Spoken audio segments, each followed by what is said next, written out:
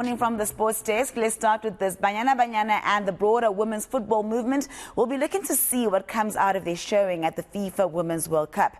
Players have had multiple assurances over the years that women's football would be professionalized, but that is yet to materialize. As organizations pledge their commitment to the cause of women, eNCA's Hloni Mtimkulu takes a look at whether this will stretch to football and especially to a Banyana Banyana side that managed a historic last 16 spot at the FIFA Women's World Cup. By reaching the last 16, Banyana Banyana fulfilled the mandate expected of them by SAFA. They also defied the odds, beating out the better-ranked duo of Italy and Argentina to the knockouts. The team has still faced challenges, with most players in Desiree Ellis's World Cup squad plying their trade in the semi-professional Hollywood Bet Super League. While the amateur structure continues its development, it's a far cry from the general football experience of the country's premier players, where PSL players are able to make a living from football. The SA Football Players Union wants a policy to be outlined that treats all players the same.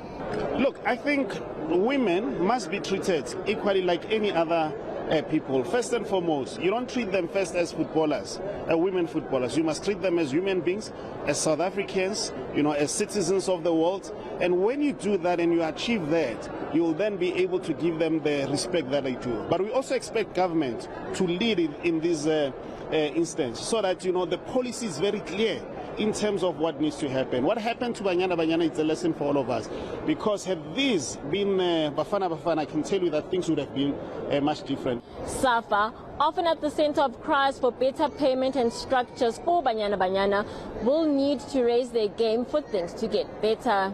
We have a dream, but the funding also is really important. If you can remember as well, 2019 we started the National Women's League with hardly anything.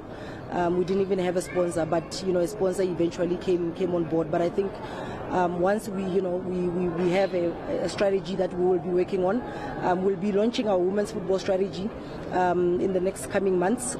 SAFA CEO Lydia Munyapao says they hope to have a professional league for women in the next 4 years.